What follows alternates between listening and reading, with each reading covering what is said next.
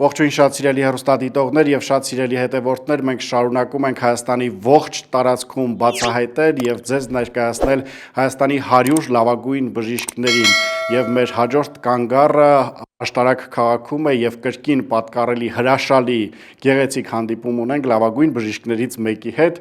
ով իր աշխատանքային գործունեության ընթացքում առնչություն է ունեցել ավելի քան 150,000 բուժառուի հետ եւ շատ կարեւոր առաքելություն է ունեցել համավարակի ժամանակաշրջանում բարի իրական իմաստով պայքարելով մարդկային կյանքերի համար։ Սիրով ներկայացնեմ նրան Հռիփսիմե Մովսիսյան, բժիշկ վարակաբան, նա 11 տարի է իր կյանքից նվիրել առողջապահության ոլորտին, ինչպես նաև ինֆեկցիոն հիվանդանոցում եղել է ընդունարանի ծառայության ղեկավար, այսօր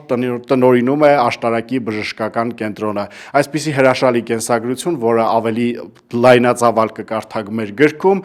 իսկ հիմա փորձենք կարևոր հարցերի պատասխաններ ստանալ։ Ես ուզում եմ նախ հարցնել, ինչու ընտրեցիք հենց վարակաբանի մասնագիտությունը։ Շնորհակալ եմ գնահատանքի համար։ Վարակաբանի մասնագիտությունը ընտրելս շատ հապճեպ է ստացվել։ Իրականում ես ընտրել եմ բժշկությունը դեռ մանկուց, բայց երբ որ փոքր էի, ուզում էի, որ դառնամ սրտաբան, նմանվեմ տատիկին հայրական։ Հետո, երբ որ մի քիչ էլ մեծացա, փորձեցի նմանվել պապիկիս, ուզում էի դառնալ թոքաբան։ Երբ որ ինձ բախտ վիճակվեց ունենալ իմ աղջկան, այդ ընթացքում փորձեցի դառնալ գինեկոլոգ։ Հետո շատ պատահական որոշվեց, որ ես պետք է դառնամ համաճարակաբան եւ այդ բոլոր իմ որոշումները հոդս ցնդեցին եւ շատ ուրախ եմ, որ դառել եմ համաճարակաբան եւ շատ անելիք կար փաստորեն եւ ի վերուստ վիճակված էր, որ ես պետք է լինեմ հենց վարակաբան, ոչ թե մնացած նշածս մասնագիտությունները։ Շատ լավ, հրաշալի, ես ուզում եմ մեր հեռուստադիտողների համար նշեմ, որ շատ հետաքրքիր զուգադիպությամբ եւ հետաքրքիր ընտրությամբ է բժշկուհին այսօր տնօրինում աշտարակի բժշկական կենտրոնը, նա կարելի է ասել մեծացել է այստեղ իր տատիկի եւ պապիկի հետ եւ ուզում եմ հենց դրա մասին հարցնել, ովքեր էին նրանք, որովհետեւ կարծում եմ նրանք էլ պատկառելի բժիշկներ են եղել եւ հենց նրանք են եղել այն մոտիվացիան, որ դուք ընտրել եք բժշկի մասնագիտությունը առհասարակ։ Այո, այդպես է ստացվել իմ կյանքում, ես կարելի ասել մեծացել եմ հենց այս բժշկական կենտրոնում, իհարկե ոչ այս շենքում, ցավոք սրտի այս պահին քանդվել է այդ շենքը նոր վերակառուցման համար։ Այո, տատիկս եղել է աշտարակի բժշկական կենտրոնի ճանաչված սրտաբաններից, պապիկս թոքաբանն է եղել աշտարակի բժշկական կենտրոնի եւ թերապիայի բաժանմունքի ղեկավարը։ Իրենցից շատ բան եմ տեսել, սովորել, իհարկե քիչ տարիներ կարողացա այդ ամեն ինչը օգուտ ինձ վայելել, բայց բոլոր դեպքերում ենթադրում եմ, որ այդպես պետք է լիներ, որ ես պիտի բժիշկ լինեի, որովհետև այլ մասնագիտություն ես երբևէ չեմ էլ մտածել, որ կարող եմ ունենալ։ Ի սկզբանե ես փոքրուց որոշել եմ, որ ես մեծանամ, պետք է բժշկուհի լինեմ։ Այդպես է եղել, ես այլ մասնագիտություն չեմ էլ դիտարկել։ Իրականում բժիշկներին ի սկզբանե Աստված է ընտրում եւ նրանք հենց բժիշկ էլ մեծանում են, որտեվ ես պատմություններ գիտեմ, երբ որ օրինակ վիրաբույժ են դարձել եւ փոքր տարիքում անգամ գորտերին են վիրահատել եւ այլն, եւ այդպես արդեն մեծացել դարձել են բժիշկ։ Շատ լավ, արդեն մասնագիտական հարցերին անդրադառնանք, դուք հատկապես կորոնավիրուսի ժամանակաշրջանում հերոսական պայքար եք մղել եւ հերոսական ճանապարհ եք անցել եւ այո, սիրելի բարեկամներ, մենք պետք է ճանաչենք այդ մարդկանց, ովքեր չէին երևում այդ օրերին, բայց բարի իրական իմաստով զինվորագրված էին հանրային առողջությանը։ Ինչ էր դա, ի վերջո նորություն էր եւ նոր մոտեցում էր պետք առհասարակ պայքարի իմաստով, չկային դեղամիջոցներ, չկար պայքարի որևէ վերջնական հաստատված միջոց, բայց դուք փրկում էիք կյանքեր, ինչպես էր դա հաջողվում։ Դժվար ժամանակներ էին բավականին, այո, չկար ոչ մի հստակ որոշում, ամեն ինչ նոր էր, աշխարհի համար նոր էր, ինչպես նաև Հայաստանի, շատ բարդ է եղել այդ ընթացքը, շատ դժվարություններով ենք անցել մեր ամբողջ թիմով, որի համար քանի առիթը կա կուզենամ շնորհակալություն հայտնել իմ բոլոր ընկերներին, բժիշկներին, բոլորին, եւ միջին բուժանձնակազմին, եւ կրտսեր բուժանձնակազմին, բոլորին, ովքեր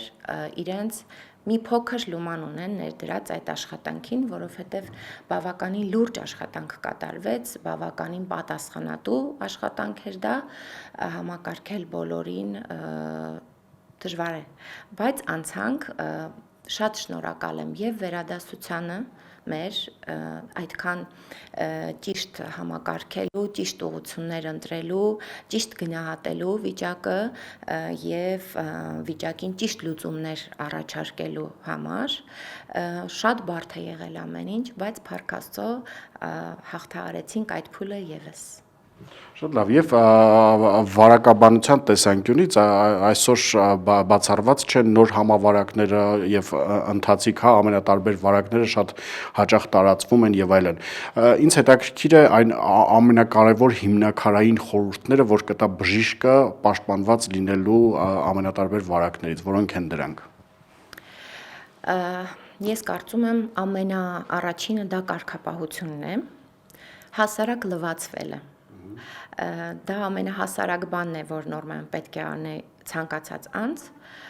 եւ դա հիգիենայի կանոնների պահպանումն է, միայն լվացվելը չէ, ընդհանրապես հիգիենայի կանոնները պահպանելը շատ ճիշտ է։ Վիրուսների ժամանակ շատ փակ տարածքներում չգտնվել, չեմ կարող ասել ինչ համաճարակի առաջ կկանգնենք, բայց ամեն ոք պետք է ինքն իրեն պատասխանատվություն կրի իր անձի եւ իրեն շրջապատողի նկատմամբ։ Պետք չէ մտածել միայն իր մասին։ Պետք է մտածել, որ եթե դու վարակ կրող ես, պետք է անես ամեն ինչ, որ գոնե վարակը չտարածես։ Դա շատ կարեւոր է, դա ամենակարևոր բանն է, որ պետք է ամեն ոք գիտակցի։ Կարծում եմ դա։ Շատ լավ, եւ հիմա արդեն պետք է խոսենք որպես առողջապահության ոլորտի կառավարիչ, ինչպիսին եք դուք։ Ես պարզապես ուզում եմ ասել, որ աշտարակի բժշկական կենտրոնը մի տեսակ թանգարանի կամ հանգստյան տան է նման, շատ գողտրիկ շենք է եւ այստեղ մի տեսակ շատ մտերմիկ մթնոլորտ է։ Առհասարակ ինչպիսին է թիմը բժշկական կենտրոնի եւ դուք ինչպիսի ղեկավար եք, ինչ ունեք այդ մասին ասելու։ Ոյ, եկեք ես գնահատական ինքս ինձ չտամ, այդպես ճիշտ չի լինի, կարծում եմ, բայց թիմը շատ լավն է, շատ միահամուռ, շատ հասկացող, շատ ըմբռնող, թիմից բավականին լավ արդյունքներ եմ ակնկալում եւ դեռ այս ընթացքում գոհ եմ, բայց գնահատականը երևի իրենք ավելի ճիշտ կտան, ես չեմ սիրում ինքս ինձ գնահատել ու կարծում եմ այդպես ճիշտ չի։ Շատ լավ, եւ շատ կարևոր երազանք ասեմ, ցանկություն ասեմ, ես գիտեմ, որ դուք մտածում եք նոր շենքի, շենքային պայմանների մասին, այս իմաստով երբ նորության սպասել եւ ինչ աշխատանքներ են տարվում։ Աշխատանքները ընթացքի մեջ են, իրենց բնականon հնով ընթանում են։ Բնականաբար դա շատ մեծ ձեռքբերում է մեր աշտարակ քաղաքի ընդհանրապես մեր մարզի համար, մեր աշտարակի բժշկական կենտրոնը լրիվ վերջացրած կառուցված տեսնելը իրոք շատ մեծ ուրախություն կլինի եւ շատ մեծ ձեռքբերում կլինի մարզի բնակիչների եւ քաղաքի բնակիչների համար, իրենք տեղում կստանան իրենց բուժօգնությունը ու շատ ավելի ճիշտ է այդպես, Երևանը չենք ծարաբեռնի, կփորձենք մեր վրա վերցնել այդ ամբողջ պատասխանատվությունը, իսկ այդ ժամանակ ղեկավարել նոր հաստատությունը շատ ավելի մեծ պարտավորություն եւ շատ ավելի մեծ գոհունակություն է բնականաբար։ Բայց առաջարկում եմ չանել համեստություն, որովհետեւ հիմա էլ բավականին մեծ է եւ այսօր էլ աշտարակի բժշկական կենտրոնը ամենաբարդ վիրահատությունները, ծննդօգնությունը ամենակարևորը,